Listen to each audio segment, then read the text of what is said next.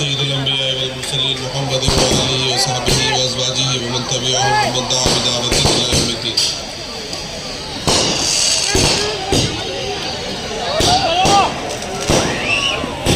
Dice पर तशरीफ फरमा हमारे मालिकाओं की तमाम मुअज़्ज़िज़ शख्सियात और तमाम सामने बैठे हुए। हेलो, वो पटाखेबाजी बंद कर दो वहाँ से। मना किया गया तो क्यों कर रहे हो वहाँ पे? इससे टाइम ज़ाया होता है और प्लीज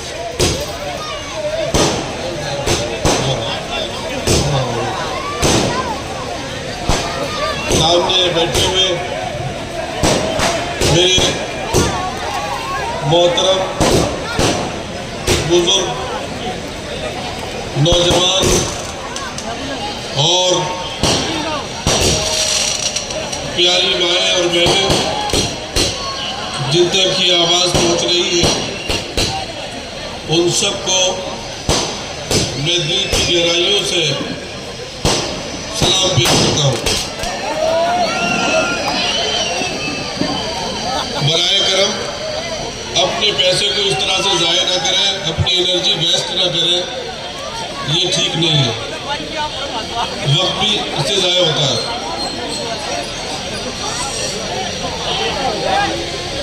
मेरे अजीज भाइयों, मैं आपके दरमियान उत्तर प्रदेश रामपुर से हाजिर हुआ हूँ।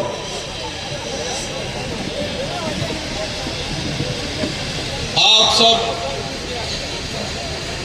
हालात की नज़ाकत से वाकिफ हैं, खूब जानते हैं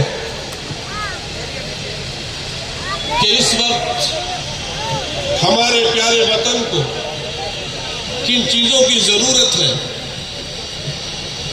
आज हमारे वतन मुल्क हिंदुस्तान को ज़रूरत है तालीम की, रोजगार की, अच्छी सोच की, अच्छी सेहत शहरियों की हो, इसकी ज़रूरत है। शहर अच्छे हों, देहात अच्छे हों, स्कूल अच्छे हों, नजरिया और सोच अच्छी हो, पॉजिटिव हो, की जरूरत है, मुद्दे हैं। इसमें किसी धर्म और जात की बात नहीं है।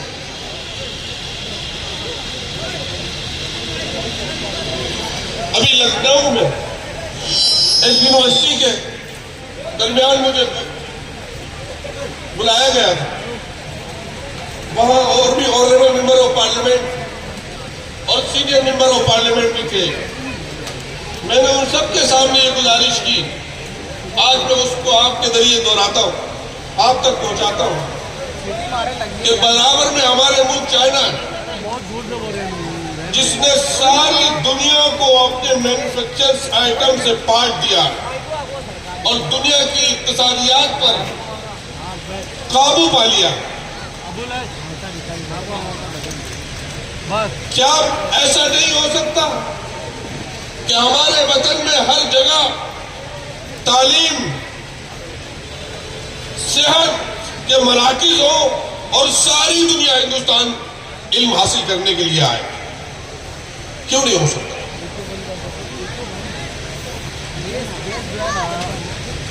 आप समझिए,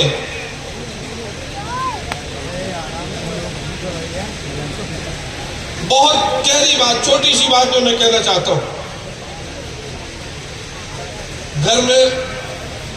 घर के हेड फैमिली मियां बीवी में अगर झगड़ा हो तो बच्चों का पढ़ाई में मन नहीं लगता। एक घर की बात है, एक परिवार की बात है, एक फैमिली की बात है। लेकिन जिस मुल्क में रोज झगड़े सरकारी सतह पर बर्पा किए जा रहे हैं, इश्यूज खड़े किए जा रहे हो, तो वहां के नौजवानों को हो, तालिब इल्मों को क्या दिशा मिलेगी, क्या सीख मिलेगी, क्या रहनुमाई मिलेगी? आप लोग बहुत खुशकिस्मत है कि आपको एक ऐसी लीडर, हमारी बहन शान हिंद की शक्ल में एक रहनुमा,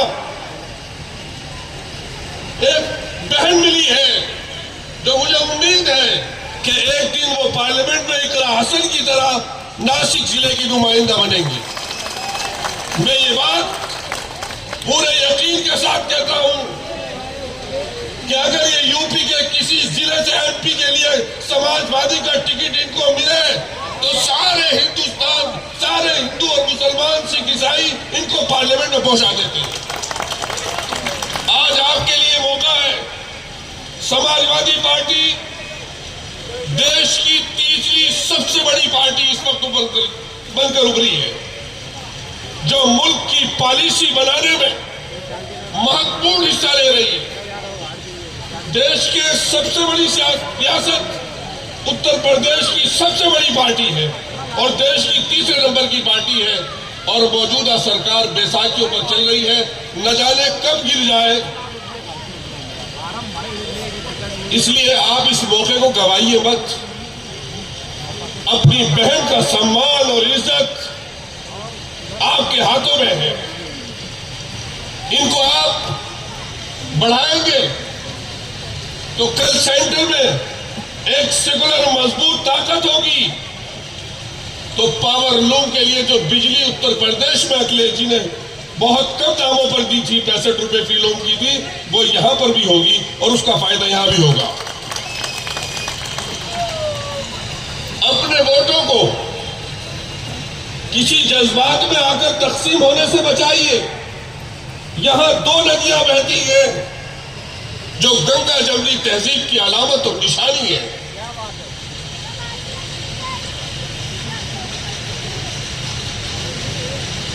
आपके शहर में उसकी जिंदा मिसाल है। यहां पर दो नदियां मिलती हैं, संगम होता है। ये शहर अपनी पहचान के लिए मशहूर है, लेकिन इसको नई दिशा और नई सिमत अब हमारे नौजवानों के हाथ में है कि वो क्या फैसला लेते हैं। मुल्क की सियासत तब्दील हो रही है।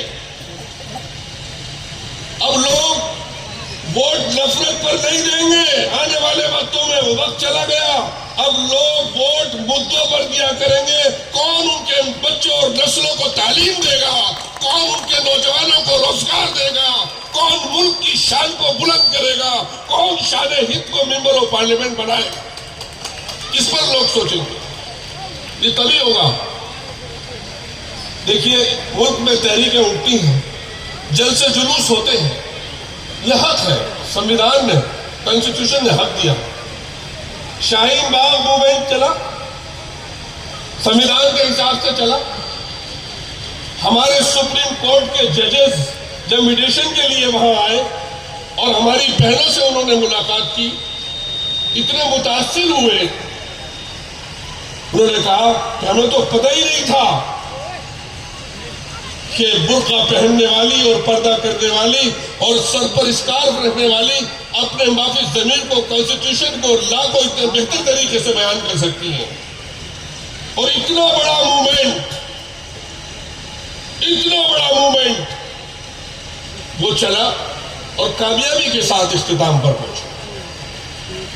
इसलिए आप हजरात जज्बाती नारों में, जज्बाती बातों में बिल्कुल ना आए।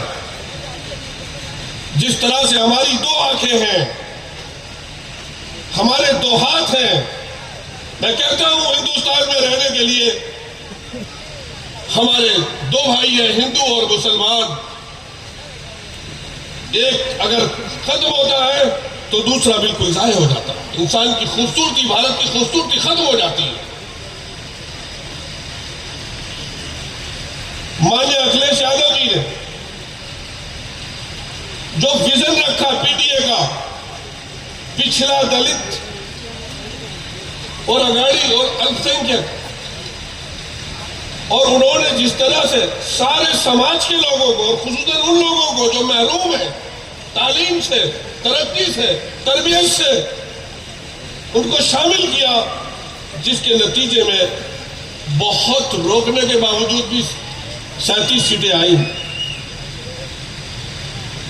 वरना तो 50 के लगभग आती।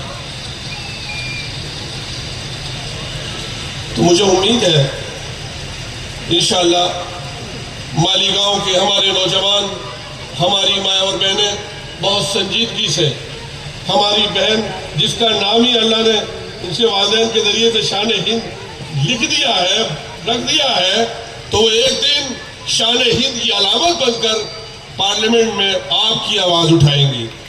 मैं तो इनके अंदर जो जज्बा देख रहा हूं, जो सलाहियत देख रहा हूं, अभी दूसरी मरतबा मेरी मुलाकात हुई है तो वो मैं ऐसे देख रहा हूं जैसे कोई बेचौर पार्लियामेंट के मेंबर होते हैं, कानून जानते हैं, तहजीब और शाइस्तगी जानते हैं।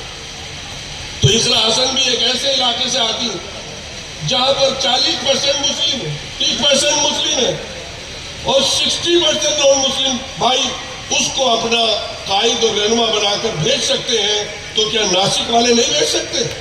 भेजेंगे, लेकिन उसकी शुरुआत आपको करना होगी। मेरे नबी अपनी बहन का बहुत एहतराम करते थे। जब रजाई बहनें उनके घर आती थी तो फरमा दिया करते थे कि बहन जो तेरा जी चाहे ले जाए, हम तुझे हदिया देते। लेकिन बहरहाल ये इस शहर की बेटी भी है, बहन भी है, और इनके शौहर ने जो जज्बा दिखाया है कि वो नौजवानों के हुकूक के लिए, किसी मजलूम की हिमायत के लिए कभी पीछे नहीं रहते। मुझे उम्मीद है कि ये दोनों मिलकर के इस शहर की तस्वीर बदलेंगे, यहाँ का बेहतर कल्चर बदलेंगे और गंगी जमनी तहजीब को मजबूत करेंगे। और एक दिन वो आएगा कि इंशाअल्लाह ये पार्लियामेंट में भी आपकी आवाज उठा करके वहां के मसाइल बयान करेंगे। मैं इसी अपील पर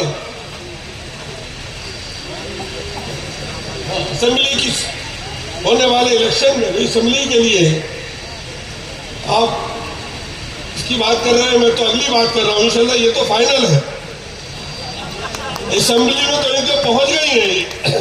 जिस तरह से मैं लोगों के जज्बात देख रहा हूं, मैं अखिलेश जी की बात बताऊं कि जो अयोध्या से MP बने हैं, अखिलेश जी ने तकरीर करते हुए कहा कि ये पूर्व MLA है, वो MLA थे।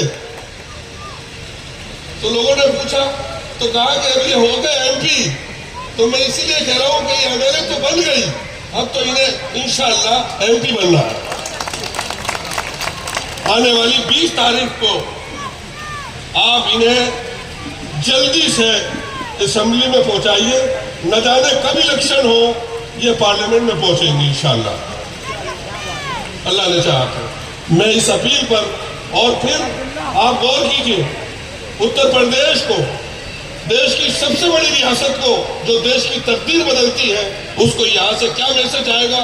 मोहब्बत का, उखुव्वत का, मुल्क के इत्तेहाद का, और जो संविधान को बचाने का जो प्रयास, जो कोशिश माननीय अखिलेश यादव जी ने शुरू की है, पूरे हिंदुस्तान में उसकी पजीराई हो रही है।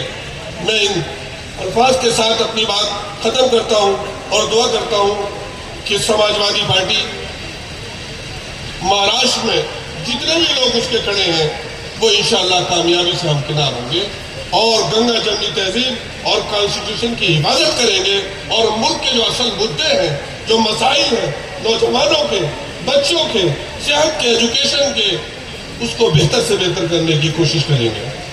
बहुत शुक्रिया।